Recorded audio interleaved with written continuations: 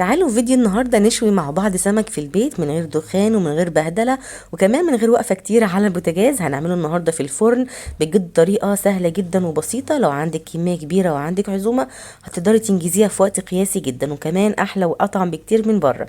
يلا بينا نسمي الله ونشوف هنعمله ازاي. اول حاجه هجهز الخضار بتاعي وهقطعه اللي انا هحشي بيه السمك.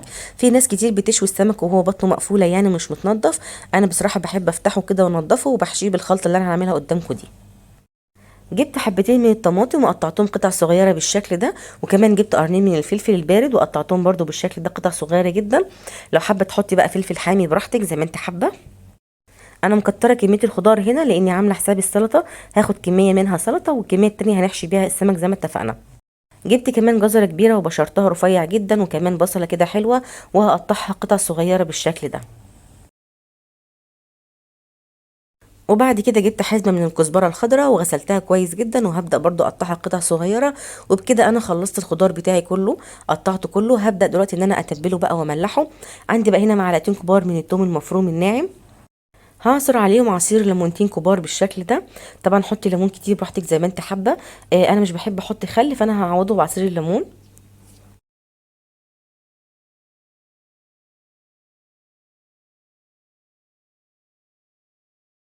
هنضيف بقى الملح بتاعنا، هحط حوالي معلقتين كبار من الملح او حسب كميه الخضار اللي انت عاملاها، ومعلقه صغيره من الكمون المطحون ومعلقه صغيره من الكزبره الناشفه، وكمان عليهم معلقتين كده من الزيت.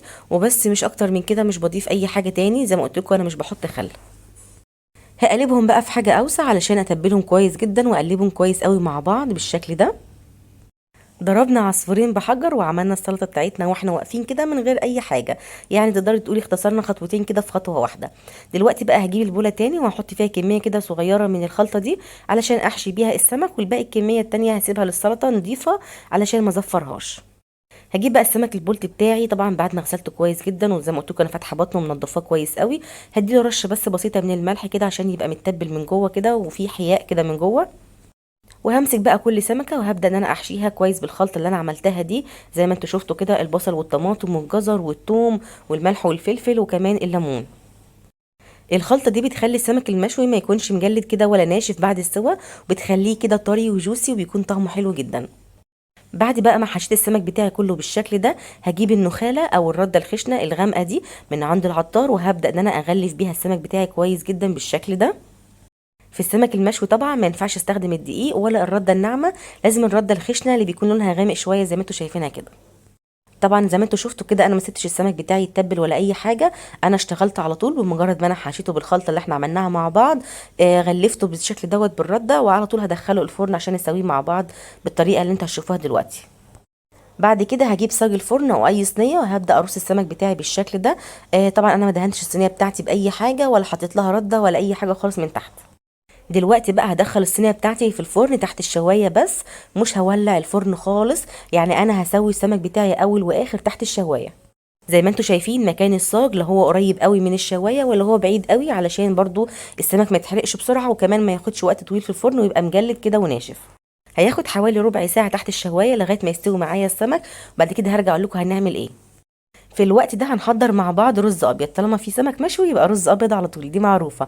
عندنا كوبايتين من الرز المصري مغسولين كويس جدا. حطيت معلقتين من الزيت وهبدا ان انا اقلبهم كويس جدا كده مع الزيت او اشوحهم حلو كده قبل ما انزل بالميه. والخطوه دي انا بحبها قوي، بتخلي الرز مفلفل كده ومش معجن وبيكون طعمه حلو جدا جدا. ضفت له كمان معلقه من الملح. ودلوقتي بقى بعد ما شوحته كويس جدا والرز بتاعي اتغلف كويس قوي بالماده الدهنيه، هبدا بقى اضيف له الميه. طبعا الميه تكون بتغلي والميه تكون مغطيه الرز بارتفاع عقله او بارتفاع سنتي. هسيبه الاول على نار عاليه لغايه ما ياخد معايا غلوه، وبعد كده ههدي النار وهغطي الرز بتاعي لغايه ما يشرب الميه بتاعته كلها بالشكل ده ويستوي. طبعا هو كده بصوا شرب الميه بس لسه باقي له 5 دقايق كمان. انا بوريهولكم ان هو مظبوط جدا ومفلفل وكمان ريحته حلوه جدا جدا. هغطي عليه كمان 5 دقايق يتشرب باقي البخار بتاعه، وبعد كده هطفي عليه على طول. تعالوا بقى نشوف السمك بتاعنا بعد ما عدى ربع ساعه. زي ما انتم شايفين السمك استوى من فوق واخد لون حلو جدا. طبعا لازم يستوي من الناحيه التانية لان انا مش مولعه الفرن زي ما اتفقنا مع بعض. فهبدا ان انا اقلب السمك بتاعي للناحيه التانية بالشكل ده، وهرجعه تاني الفرن علشان ياخد معايا نفس اللون من الناحيه التانية. وكده بقى ضمنت ان هو استوى معايا من ناحيتين. بعد ما قعد معايا حوالي 10 دقايق في الفرن وخد معايا اللون الجميل ده، هخرجه وهو سخن كده على طول. هحط عليه خلطة الخضار اللي احنا عملناها بالشكل ده. انا ما ضفتش ميه خالص على الخلطه بتاعتي، انا اكتفيت بس بالميه اللي نازله من الخضار، وكمان بعصير الليمون اللي احنا ضفناه عليها. بجد بيكون طعمها حلو قوي، كمان بيكون طعمها مركز. فلو انت حابه تحطي ميه دي حاجه ترجع لك. مش بحب السمك يكون بايش قوي كده وشارب التتبيله قوي، يعني بحب يكون ماسك نفسه كده، وفي نفس الوقت طعمه كده برضو حلو ومتبل. زي ما انتوا شفتوا كده ما شاء الله، كان غدا سريع جدا، ما خدتش وقت في اي حاجه. عملنا الرز والسمك والسلطه تقريبا كان نص ساعه، وكانت كل حاجه خلصانه. يعني بجد تحفه. وكمان شوف السمكه من جوه، انا عايزه افتحها لكم، هي سخنه جدا بس بجد تحفه وطريه، وما كانش ناشفه ولا اي حاجه، وشاربه التتبيله كويس جدا جدا. ما تنسيش لايك وشير للفيديو، وجربي السمك وقوليلي. مع السلامه.